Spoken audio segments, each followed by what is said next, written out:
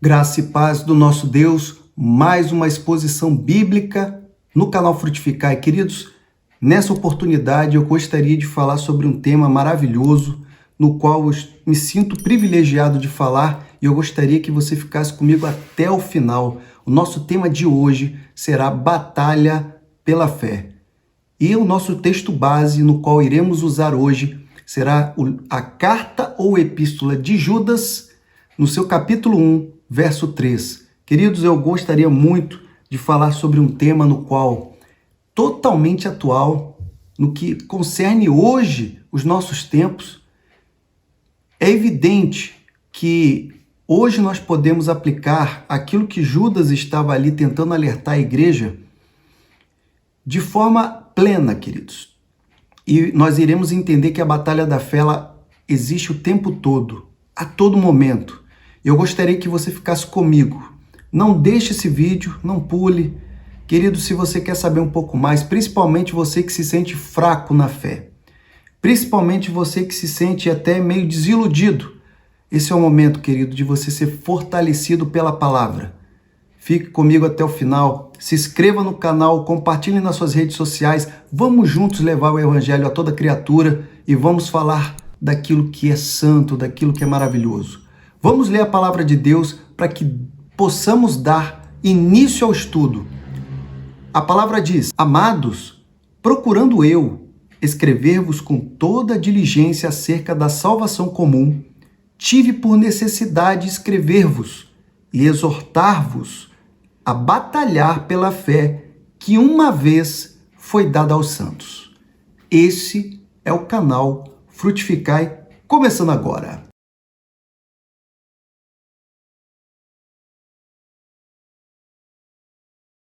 Queridos e amados do Senhor, eu gostaria de começar aqui sendo muito rápido, falando bastante, porque o que temos para falar aqui é muita coisa. Me sinto aqui, na verdade, contagiado quando eu comecei a fazer esse estudo. Então, não quero perder um minuto para que a gente possa desenvolver o máximo que pudermos. Eu quero falar primeiro sobre Judas, que é o nosso personagem aqui, a pessoa no qual foi aquele que enviou essa epístola, enviou essa carta. Queridos, Judas, ele vem com toda a humildade, você pode ver no versículo 1, que ele fala: Judas, servo de Jesus Cristo, irmão de Tiago. E aí nós vemos que ele se identifica como irmão de Tiago. E o Judas no qual estamos falando aqui não é o Iscariotes. Nós estamos falando aqui de Judas, irmão de Cristo. E Tiago, por conseguinte, também era irmão de Cristo. Só que Tiago era muito mais conhecido a igreja. E ele, com muita humildade, servo de Jesus Cristo. Queridos, olha a identificação de Judas. E ele continua falando, e agora ele vai dizer a quem ele está falando ou está enviando esta carta. Olha só a quem. Ele primeiro fala: aos chamados, santificados em Deus e conservados por Jesus Cristo. Pense bem aqui. Olha só como é interessante. Ele fala: aos chamados, vírgula, santificados em Deus. Chamados e santificados em Deus. E conservados ou guardados por Jesus Cristo. Olha para quem ele estava falando. E aí vem uma tríplice bênção quando ele está falando isso. Misericórdia e paz e amor vos sejam multiplicados. Tríplice bênção, querido. Ele ali, então, fala com que eles tenham misericórdia, paz e amor multiplicados. E agora nós queremos entrar exatamente no ponto, no porquê nós estamos falando sobre essa batalha pela fé, principalmente porque o nosso texto base está exatamente nesse versículo, no qual ele fala: Amados, procurando eu escrever-vos com toda diligência, ou seja, com todo cuidado, com todo zelo, acerca da salvação comum, tive por necessidade escrever-vos. Ele sentiu necessidade, ele se sentiu compelido, ele viu que era algo que não podia deixar de ser feito. E exortar-vos a batalhar pela fé, que uma vez foi dada aos santos. Queridos, esse tópico é muito importante. E eu gostaria que você me desse toda a atenção possível, você que está atrás dessa câmera, porque Judas agora, ele mostra essa necessidade de escrever essa epístola, mas ele também mostra que ele está aqui procurando chamar, ele está procurando trazer à memória que essas pessoas devem batalhar pela fé. Detalhe importante, que uma vez foi dada aos santos. O que Judas está falando aqui? Uma vez foi dada aos santos. Ou seja, se você, meu amado, está na expectativa que de repente o evangelho possa ter um adeno, uma ressalva, possa ter uma atualização, ou possa ter alguma adição, isso é praticamente nulo, não há existência. E Judas deixa bem claro aqui. Ele está falando a todos eles para batalharem pela fé que uma vez foi dada aos santos. Ou seja, o evangelho que foi entregue é esse de forma definitiva, queridos. É esse de forma singular, não há outro. Essa palavra não há uma outra forma de acontecer. Por isso que é importante nós começarmos a dar ênfase a essa parte, porque, infelizmente, o que vamos falar a seguir vai ter uma conotação muito complexa, principalmente porque vai se tratar das pessoas dos quais estavam minando o evangelho. Veja no versículo 4 o que Judas então começa a discorrer. Ele fala: porque se introduziram alguns, veja, alguns, que já antes estavam escritos para este mesmo juízo, homens ímpios que convertem em dissolução a graça de Deus e negam a Deus, o único dominador e Senhor nosso, Jesus Cristo. Então, Judas agora vai dizer por que ele estava falando para a igreja batalhar pela fé. E era exatamente por uma causa que hoje, na atualidade, ocorre de forma em grande escala. E eu posso dizer que não é somente fora da igreja para dentro, como até dentro para fora. As pessoas, no tempo de Judas, estavam introduzindo, elas estavam vindo de forma sorrateira.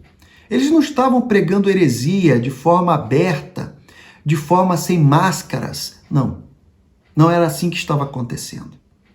Eles estavam pervertendo o evangelho, só que de forma disfarçada, de forma moderada, com uma conotação branda, para que a igreja fosse enganada e assim pudesse ser seduzida por vãs palavras. Eu tenho certeza que essa é uma realidade que muitos enfrentam hoje, de pessoas, de grupos, ou até mesmo de pessoas que ensinam e que são conhecidas, mas que estão de forma assim, branda, não mostrando a parte ali que está bem menor. Como diz ali muitos, dentro de um contrato, as letras miúdas. Não está mostrando a verdade, que a conotação que está passando. E nós vemos aqui que a introdução desses falsos mestres, dessas pessoas que estavam realmente trazendo uma consequência dentro da igreja, e estavam fazendo isso por baixo dos panos. Judas, então, ele fala coisas muito chaves aqui, dos quais eu quero que você entenda. Ele primeiro fala o seguinte: esses aí já estavam escritos para este mesmo juízo. Ou seja, lá atrás, quando Jesus ainda estava no seu ministério, já tinham falsos mestres. Os falsos mestres já estavam ali. E Jesus, quando estava pregando, quando estava falando, inclusive, no seu retorno, quando ia ter a volta do Filho do Homem, Ele falava que existiriam falsos mestres. Isso seria um dos sinais da volta do Filho do Homem. E aqui nós estamos falando, quando Judas está escrevendo essa epístola, é quase final do primeiro século. E os falsos mestres estavam ali, mais uma vez, fazendo grandes coisas para perverter o Evangelho. E hoje nós não devemos descansar, devemos batalhar pela fé, devemos continuar nessa luta constante, não podemos submergir, não podemos naufragar, não podemos deixar que nada venha nos separar do verdadeiro Deus. E veja mais, aquilo que já estava escrito, que existiria, que são esses falsos mestres, ele diz que eles estavam convertendo em dissolução a graça de Deus. E esse é mais um ponto no qual eu queria dizer para os amados aqui. Veja que hoje é moda a gente entender que Deus vai perdoar tudo. É até mesmo algo que muitos falam, mas Deus é amor. E eu sou carne, eu peco. Claro, evidentemente, você peca, obviamente, outra pessoa peca. Mas a grande verdade é, queridos, que nós não devemos jamais termos a falta de zelo e de cuidado em qualquer outra coisa que não seja obedecer a Deus. Nós devemos obedecer a Deus acima de tudo. O pecar é a exceção da nossa vida e não a regra. E muitos estão criando atalhos para poderem dizer que o pecado é permitido, porque Deus é amor. E eu vou agora começar a dizer mais uma coisa, que muitos também, infelizmente, como esses falsos mestres, estão por aí tendo quase que uma permissividade tão grande que está confundindo o que é graça. Porque a graça de Deus é algo que você não merece, eu não mereço. Eu a tenho pela misericórdia. E eu tenho que continuar zelando por ela. Por não que eu mereça, mas eu tenho que estar buscando uma forma de compensar tamanha graça que foi recebida por mim que não mereço. E veja mais, Judas aqui continua dizendo, e negam a Deus. Isso por quê, queridos? Não há possibilidade nenhuma. E isso eu vos afirmo, não há possibilidade nenhuma de um falso mestre, ele pregar o evangelho verdadeiro, se ele não tem uma vida regrada com Deus. Não há possibilidades. Não há possibilidade de uma pessoa sustentar a sua tese se a sua vida não condiz com aquilo que ele fala. Então, naturalmente, esses falsos mestres, eles tinham que distorcer o que estava sendo pregado ou aquilo que estava sendo ensinado para que essas pessoas pudessem até dar crédito, para que essas pessoas pudessem ser, de fato, seduzidas.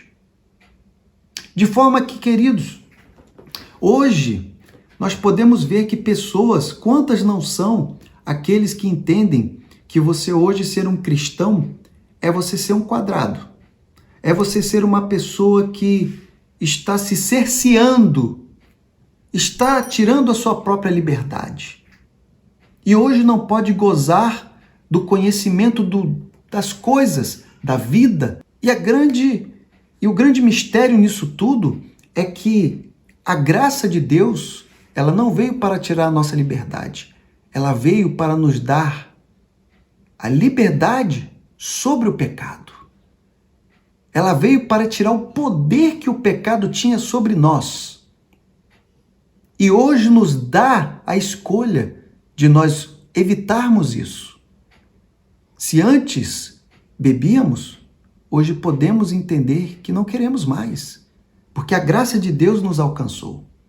Se antes nós éramos totalmente habitolados, nós entendemos que hoje podemos resistir de forma totalmente livre. Podemos dizer não. Não queremos. Amados, nós temos que ter o entendimento que a graça de Deus, ela traz uma liberdade tamanha, que ela nos abençoa o tempo inteiro. Mas as pessoas, elas estão contorcendo e trazendo a dificuldade para quem é cristão. Estão trazendo uma versão de que o cristão está... se você é um cristão, mas você hoje não pode fazer isso ou aquilo outro, você praticamente não se atualizou, porque isso é permitido. As permissões que estão sendo dadas dentro da igreja ao longo dos tempos, eu não estou dizendo aquelas que são lícitas, mas aquelas que a própria palavra não permite. E eu também não estou usando igreja como aquela igreja que realmente zela pela palavra, mas por aquelas que zelam para fazer da palavra aquilo que desejam, tem caído cada vez mais em uso na nossa atualidade. Por isso temos que batalhar pela fé, assim como Judas estava aqui trazendo a memória de toda a igreja. Mas veja só, queridos, todos esses falsos mestres, eles já estavam escritos que aconteceriam, mas para um destino. E agora vem uma grande parte do livro de Judas, ele vai começar a exemplificar o que acontece. E agora eu convido a todos vocês para vir comigo. Veja só o que ele vai dizer. Mas quero lembrar-vos, mais uma vez, ele não está trazendo nada novo, ele não está dando uma informação nova, ele está lembrando ao povo, como a quem já uma vez soube isto, que, havendo o Senhor salvo um povo, tirando-o da terra do Egito, destruiu depois os que não creram. E ele está se remetendo aqui ao povo hebreu, um povo que foi salvo com milagres maravilhosos. Eles foram separados, ali Deus pegou um homem, fez milagres através daquele homem, Moisés, e eles saíram com louvor e vitória e com júbilo da terra do Egito. Mas o mesmo Deus que os tirou da terra do Egito também foi o mesmo Deus que os puniu por não terem crido nele. Eles pereceram no meio do caminho. E somente poucas pessoas conseguiram adentrar na terra prometida. Ele dá mais um exemplo. Veja o próximo exemplo que ele dá. E aos anjos, os que não guardaram seu principado, mas deixaram a sua própria habitação, reservou na escuridão e em prisões eternas, até ao juízo daquele grande dia. Nem os anjos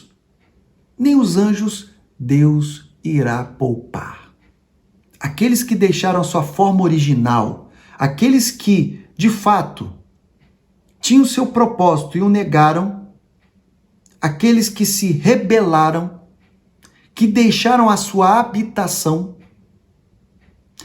já está reservado, já está garantido na escuridão e em prisões eternas. E veja o terceiro exemplo do qual queria dar aqui hoje. Ele fala agora, assim como Sodoma e Gomorra e as cidades circunvizinhas, 5 cidades circunvizinhas, que havendo-se entregue à fornicação, como aqueles e ido após outra carne, foram postas, por exemplo, sofrendo a pena do fogo eterno.